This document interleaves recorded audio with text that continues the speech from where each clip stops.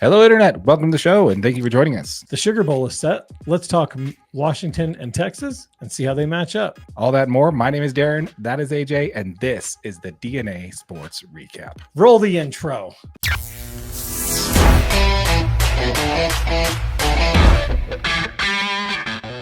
If you are part of the 95% of our audience that is not subscribed, please consider doing so. Thank you. Appreciate it. Let's go ahead and pivot over to the Sugar Bowl, shall we?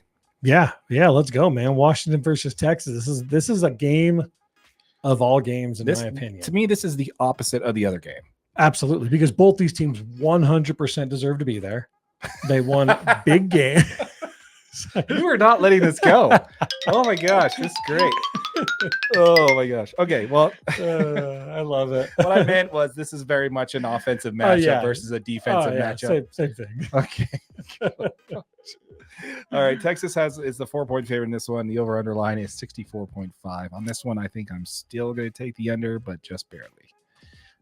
I'm going to take the over on this one. Yeah. I think there's going to be some points scored in this game for sure. Oh, there's going to be points scored. Absolutely. Yeah.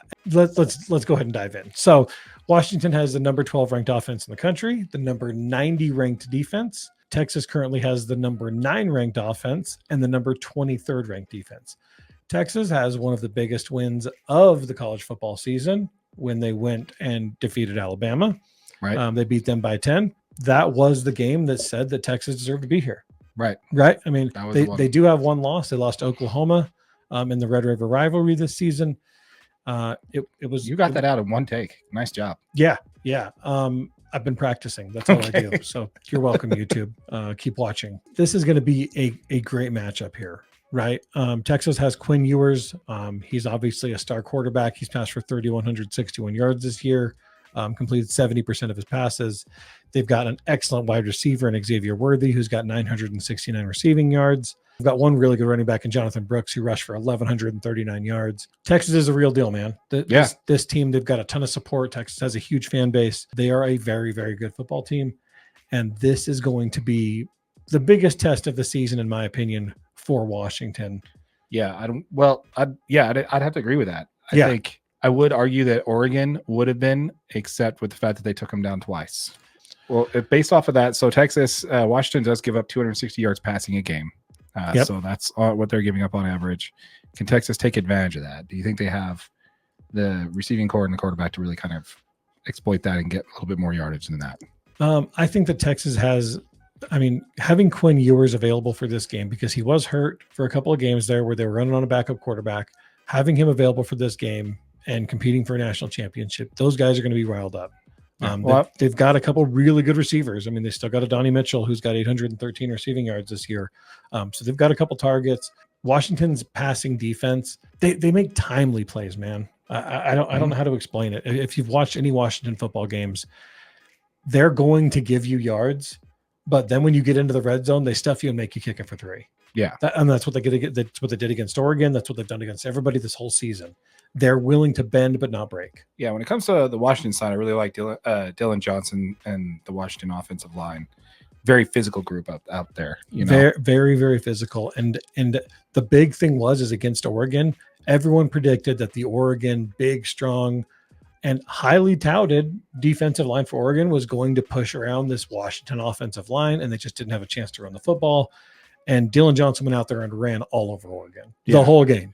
And that's kind of where I'm talking about when it comes to Texas defense ranked 23rd and Washington's ranked 90th when it comes to defensive rating. Mm-hmm.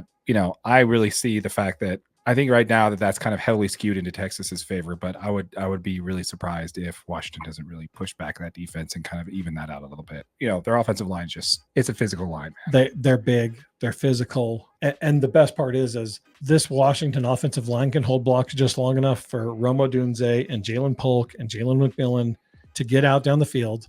And how you cover 3 guys on defense, you know what I mean? Like nobody has 3 star cornerbacks to cover these 3 Jalen McMillan only had 468 yards this season. Only. And I mean, that's low, right? I mean, Romo Dunze had 1,428 and Jalen Polk had 1,000 receiving yards this year. To have 2,000-yard receivers on the same team is the reason Michael Penix Jr. ended up with 4,218 passing yards on 65% of completions. Because if you throw anything down the field, they're catching it and they're going. And you just can't cover up 2 or 3 guys in the secondary like that.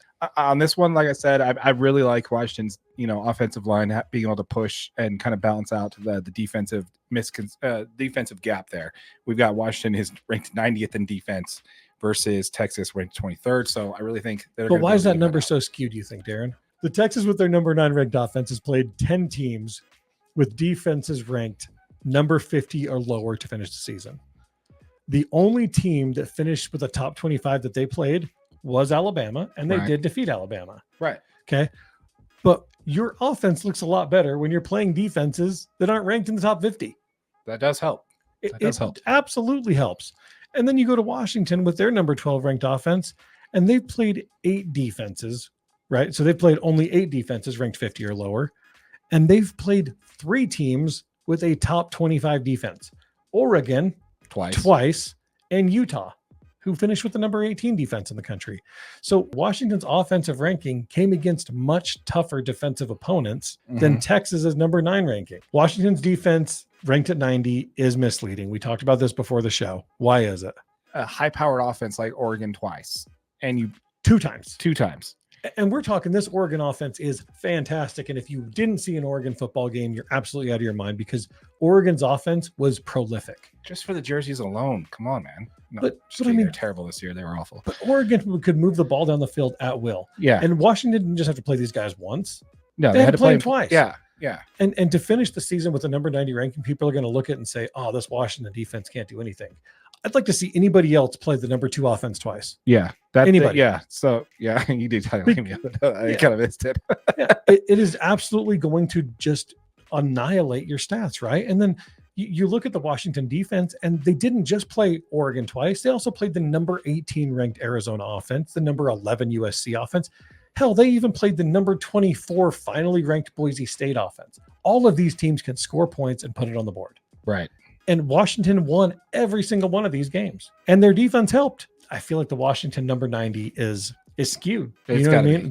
This is a much better defensive team than anybody's giving them credit for because, and a lot of it is because they have such a high-powered offense, right? These guys can score the football. They can get up and down the field. You're not going to be. Yeah, I think that's a big misconception when it comes to these. You'll always see that. You very rarely see teams top 10 in both. Is that your thinking there? Because I was looking at this. I was looking at the total defense, total offense, and seeing things being kind of skewed to Texas's way, to be honest. And then I looked at the point spread for Texas, and I see it only being 4. Do you think that's probably why? I think that this Washington team will give Texas everything they can handle. I'll give my final opinion next week about what I think the score is going to be. This is going to be one of the best football games of all of college football season, in my opinion. But yeah, so definitely let us know what you think in the comments down below, folks, where you're picking who to come out of that game. Do you think we're way off on our statistics there on what we think is going to happen and who's going to come out on top of both of those? And we'll definitely cover that with our final predictions in a future episode. So make sure you're subscribed to the channel, hit that notification bell so you can be reminded of it. And make sure you give this video a like. Stay tuned in. We appreciate you guys. Absolutely.